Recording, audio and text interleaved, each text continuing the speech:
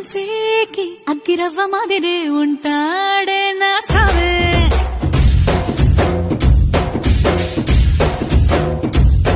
మెత్తాని పత్తి పువ్వుల మరే సంటో